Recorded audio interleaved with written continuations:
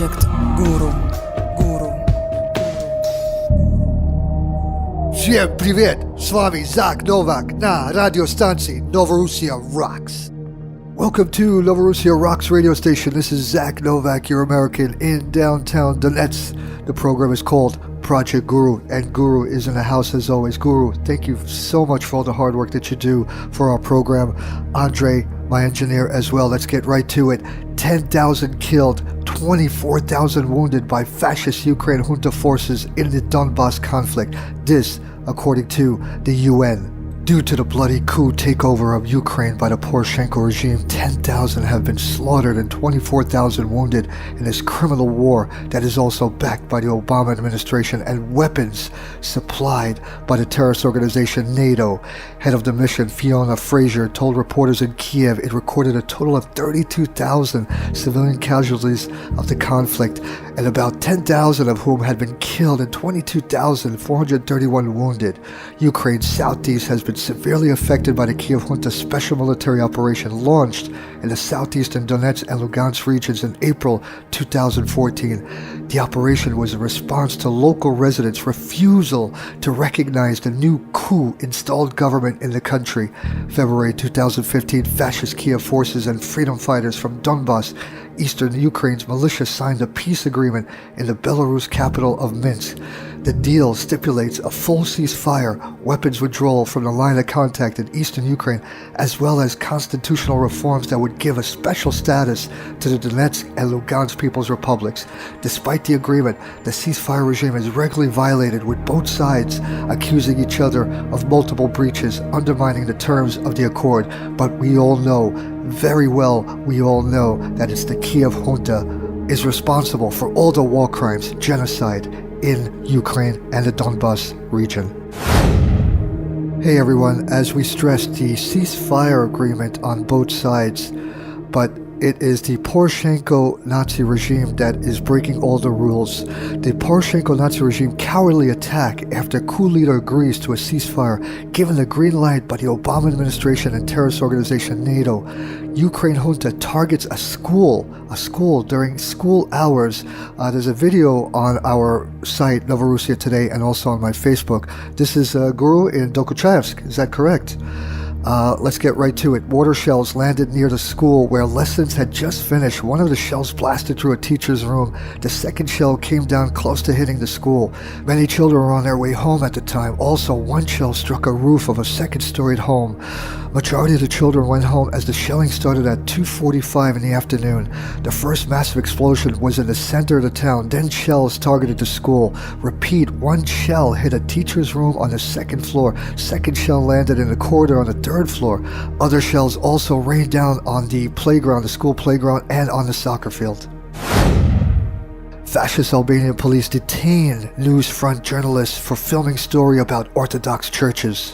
On Friday, the head of the Newsfront Serbian edition, Oksana Sazonova, and video operator Sergei Belus were detained in Velika Hoca when they were filming a story about Orthodox churches and the coexistence of Albanians and Serbs in the region. According to the Newsfront news agency head, Konstantin Kinirik, the journalists were detained over alleged violations of visitors' requirements in Kosovo. They were taken from Velika Hoca to Kosovo's capital, Pristina. The journalists are in the police detention center for foreigners in Pristina. They are safe. They are suspected of violating the conditions of residence in Kosovo. On Friday, they will probably face restrictive measures. Most likely, it will be deportation. According to the source, apart from two Newsfront journalists, former chairman of the Stripsik community, Zvonko Mihailovic, was also detained on Thursday, but was released shortly after. The Russian diplomatic office in Pristina and the Association of Journalists of Kosovo, Metohija, have been informed of the incident. Russia and the U.S. regime blame each other for deadly airstrike attack, killing 23 civilians in Syria. U.S. and Russia defense officials today issued a pair of statements, each blaming the other after a series of 4 airstrikes targeted the town of Al-Mayadin, an ISIS-held town in Deir ez-Zor province. The strikes killed 23 civilians and marked the first deaths since the ceasefire began Monday. The Syrian Observatory for Human Rights confirmed the incident but conceded they didn't know who launched the airstrikes. The dueling statements both blamed the other side, while the State Department conceded there had been unspecified unspecified violations on both sides. The ceasefire itself has been an overwhelmingly success, with violence nationwide down dramatically this week. Even these airstrikes technically aren't a ceasefire violation, since ISIS isn't a party to the ceasefire, though targeting civilians would be an embarrassment for whoever is ultimately to blame. Both the US and Russia are active in Deir Azor province, and both have targeted ISIS locations in the area in the past. It is therefore impossible to know at the moment which side actually launched this particular attack, let alone why. Israel has 200 nukes, all aimed at Tehran, Iran. Powell. A newly leaked Powell email dated from 2015 offers new insight into Israel's always nebulous nuclear weapons arsenal, referring to the nation as having 200 nuclear weapons, all targeted on Tehran. The comments were made addressing Israeli Prime Minister Benjamin Netanyahu's speech against the Iran nuclear deal back in March of 2015. Netanyahu railed against the deal, insisting it wouldn't stop Iran from acquiring a nuclear weapon, prompting a dismissive response from Powell, who noted negotiators can't get what Netanyahu wants. Anyway, the Iranians can't use one if they finally make one. The boys in Tehran know Israel has 200, all targeted on Tehran, and we have thousands. Powell went on to note that Iran couldn't even realistically test a nuclear weapon without getting attacked, and that they would have no practical utility for a fledgling arsenal with huge amounts of weapons already targeted at them, and that actually getting one nuke would do damage to their security. Powell went on to insist Netanyahu's claims that Iran was a year away from a nuclear weapon were nonsense, and that it would take many years, adding that Iran has every right to enrich for energy since the signing of the P5+1 nuclear deal. However, Iran's right to enrich is severely limited, even for such civilian purposes. America's secret cyber war against Mother Russia. Speaking today at an event in Washington, D.C., FBI Director James Comey rejected the idea that the U.S. was not doing anything about Russian cyber threats and allegations of hacks by Russia against U.S. interests, saying that the lack of public response doesn't mean the U.S. isn't doing anything. We have a variety of tools that we as a government can use to deter behavior on the internet outside of norms, Comey insisted, adding that a lot of the things the U.S. can do against the Russians or others wouldn't necessarily be visible to the public. Absent in his comments are the paucity of actual evidence that Russia was involved in the hacks that officials have blamed them for, which have centered on the argument that Russia probably wants to meddle in the election, so anything with any impact on the election is probably Russia.